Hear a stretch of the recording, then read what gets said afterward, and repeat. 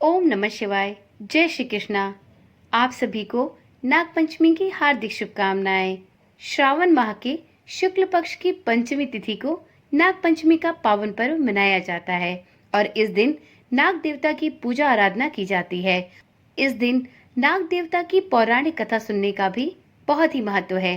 ऐसी मान्यता है कि इस दिन नाग देवता की पूजा के साथ ही नाग देवता की व्रत कथा भी अवश्य सुननी चाहिए। इससे व्यक्ति की सभी मनोकामनाएं पूर्ण होती है। तो आज की वीडियो में हम नागपंचमी की एक ऐसी ही पौराणिक कथा का श्रवण करेंगे। तो चलिए प्रारंभ करते हैं। प्राचीन काल में एक सेठ जी के 7 पुत्र थे। सातों के विवाह हो चुके थे। सबसे छोटे पुत्र की पत्नी श्रेष्ठ चरित्र की विदुषी और सुशील कन्या थी, परंतु उसके कोई भाई नहीं था। एक दिन बड़ी बहू ने घर लीपने के लिए पीली मिट्टी लाने के लिए सभी बहुओं को अपने साथ चलने को कहा, तो सभी दलिया और खुरपी लेकर मिट्टी खोदने लगी। तभी वहां एक सर्प निकला, जिसे बड़ी बहू खुरपी से मारने लगी। यह देखकर छोटी बहू ने उसे रोकते हुए कहा, दीदी, इसे आप मत मारो, यह तो निरपराध है, इसने हमें कोई चोट भी नहीं पहुंचाई। यह सुनकर बड़ी बहू ने उसे नहीं मारा। तब सर्प एक और जा बैठा। तब छोटी बहू ने उससे कहा, हम अभी लौटकर आती हैं, तुम यहाँ से कहीं जाना मत। यह कहकर वह अपनी जेठानियों के साथ मिट्टी लेकर घर चली गई और वहां कामकाज में फंसकर सर्प से उसने जो वादा किया था वह उसे भूल गई। परंतु दूसरे दिन उसे यह बात याद आई, तो वह सबको साथ लेकर फिर से वहां पहुंची और सर्प को उसी स्थान पर बैठा देखकर बोली, सर्प भैया नमस्कार। सर्प ने कहा, तो भैया कह चुकी है, इसलिए तुझे छोड़ देता हूँ, नहीं तो झूठी बात कहने के कारण तुझे अभी डस लेता। वह बोली, भैया मुझसे बहुत बड़ी भूल हो गई, उसकी क्षमा मांगती हूँ। तब सर्प बोला, अच्छा, तू आज से मेरी बहन हुई और मैं तेरा भाई हुआ, तुझे जो कुछ भी मांगना हो मांग ले। वह बोली, भैया मेरा कोई नहीं है, अच्छा हुआ जो तू मेरा भाई बन गया। कुछ दिन व्यतीत होने पर वह सर्प मनुष्य का रूप धारण करके उसके घर आया और बोला कि मेरी बहन को भेज दो। सबने कहा कि इसके तो कोई भाई नहीं था। तो वह बोला, मैं दूर के रिश्ते में इसका भाई हूँ, बचपन में ही मैं बाहर चला गया था और अब लौटकर आया हूँ। उसके ऐसा विश्वास दिलाने पर घर के लोगों ने छोटी बहू को उसके साथ भेज दिया। उसने मार्ग में बताया कि मैं वही सर्प हूँ, इसलिए तो डरना नहीं और जहाँ चलने में कठिनाई हो वहाँ मेरी पूंछ पकड़ लेना। उसके कहे अनुसार छोटी बहू ने वैसा ही किया। इस प्रकार वह उसके घर पहुंच गई। वहां के धन ऐश्वर्य को देखकर वह चकित हो गई। एक दिन सर्प की माता ने उससे कहा, मैं एक काम से बाहर जा रही हूँ, तू अपने भाई को ठंडा दूध पिला देना। उसे यह बात ध्यान न रही और उसने भाई को गर्म दूध पिला दिया, जिससे उसका मुख बुरी तरीके से जल गया। यह देखकर सर्प की माता बहुत क्रोधित हुई, परंतु सर्प के समझाने पर माता का गुस्सा शांत हो गया। तब सर्प ने कहा कि बहन को अब उसके घर भेज देना चाहिए। तब सर्प और उसके पिता ने छोटी बहू को बहुत ढेर सारा सोना, चांदी, जवाहरात, वस्त्र आभूषण आदि देकर उसे उसके घर पहुंचा दिया। इतना ढेर सारा धन लेकर जब छोटी बहू अपने घर पहुंची, तो छोटी बहू का इतना धन देखकर बड़ी बहू ने ईर्ष्या से कहा, भाई तो तेरा बड़ा धनवान है, तुझे तो उससे और भी धन मांगना चाहिए था। सर्प ने यह वचन सुना तो सब वस्तुएं सोने की लाकर दे दी। यह देखकर बड़ी बहू ने कहा, इन्हें झाड़ने के लिए झाड़ू भी तो सोने का होना चाहिए। तब सर्प ने अपनी बहन को झाड़ू भी सोने की लाकर दे दी। सर्प ने छोटी बहू को हीरे मणियों का एक अद्भुत हार दिया।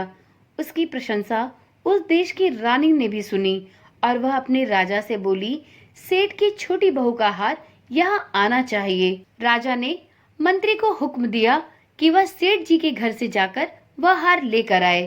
राजा की आज्ञा पाकर मंत्री सेठ के घर गया।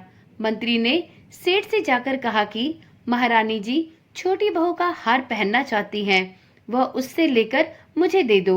सेठ जी ने राजा के डर के कारण छोटी बहू से हार लेकर मंत्री जी को दे दिया। छोटी बहू को यह बात बहुत बुरी लगी।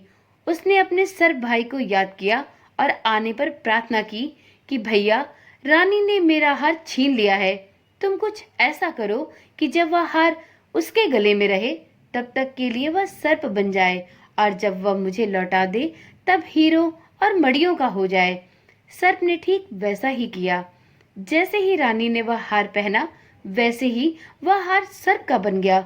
यह देखकर रानी की तो चीख निकल पड़ी और वह बुरी तरीके से चिल्लाकर रोने लगी। यह देखकर राजा ने सेठ के पास खबर भेजी कि छोटी बहू को लेकर तुरंत यहाँ आओ।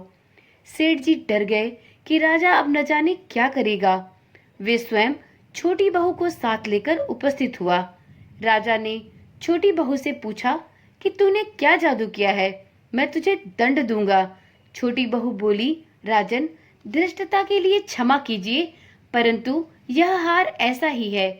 यदि यह हार मेरे गले में रहेगा तो वह हीरे और मड़ियों का रहेगा, परंतु दूसरे के गले में जाने पर यह सर्प बन जाएगा।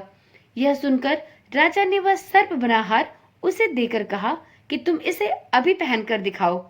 छोटी बहू ने राजा की आज्ञा मानकर जैसे ही उस हार को पहना, वह हार वापस से हीरो और मड़ियों का हो गया। यह देखकर राजा को भी उसकी बात का विश्वास हो गया और उन्होंने उसकी इस बात से प्रसन्न होकर उसे बहुत सी मुद्राएं दी और पुरस्कार देकर विदा किया। छोटी बहू अपने ससुर के साथ और अपना हार लेकर अपने घर वापस लौट आई। उसके धन को देखकर अब धीरे धीरे बड़ी बहू को ईर्ष्या होने लगी थी। बड़ी बहू ने ईर्ष्या के कारण छोटी बहू के पति को सिखाया कि छोटी बहू के पास कहां से इतना धन आता है, यह तुम्हें उससे पता करना चाहिए।